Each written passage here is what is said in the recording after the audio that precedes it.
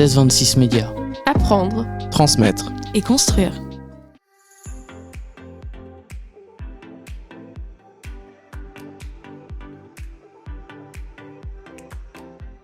Alors, il y a une formation qui existe, qui est le BTS Profession Immobilière, qui a le mérite réellement d'exister, qui est un BTS qui n'est pas le plus simple. Je vais vous dire, si on regarde un peu mon taux de réussite, forcément, c'est un BTS qui est assez complexe, du fait de tout le champ de compétences qui sont nécessaires en tant qu'agent immobilier.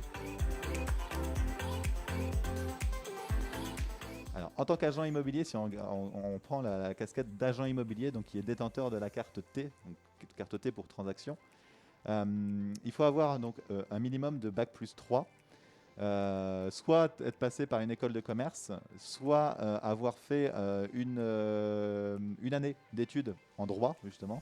Là, on revient forcément le juridique est important. C'est les deux leviers. Ou alors, vous avez la possibilité, si vous avez comme moi un bac plus 2, ce que je fais donc actuellement, de continuer vos études tout en restant en activité.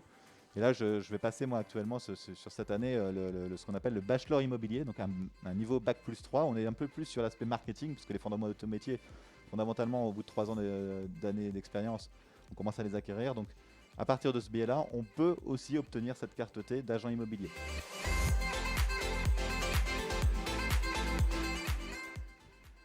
Alors, la compétence clé, j'ai envie de vous dire, c'est beaucoup d'écoute. Aujourd'hui, on arrive quand même à un moment charnière de la vie de nos clients. On parle très souvent, nous, des 4D, c'est-à-dire divorce, décès, deuil, divorce, décès, dette, et puis déménagement, pardon. Parce que, en fait, on arrive forcément à un croisement où c'est compliqué pour les gens de vendre un bien immobilier. Très souvent, donc, il y a une mutation professionnelle, ou malheureusement, il y a une succession à gérer parce qu'il y a eu un décès, ou malheureusement, forcément, on est en pleine crise sanitaire, les revenus ne suffisent plus à rembourser le prix immobilier, et dans ce cas-là, on doit se séparer du bien.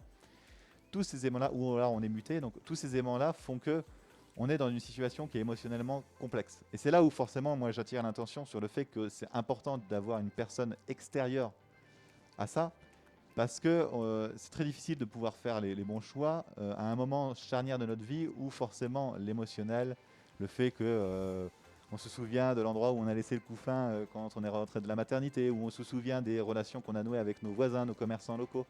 Forcément, c'est des éléments qui sont assez essentiels.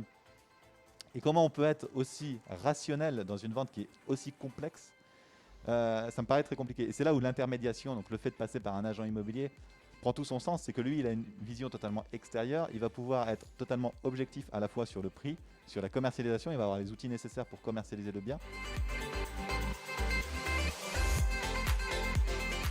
Il y a 3 leviers, on va dire. Prospection, rendez-vous avec des vendeurs et rendez-vous avec des acheteurs. C'est réellement ça les 3 points les plus importants dans une journée d'agent immobilier.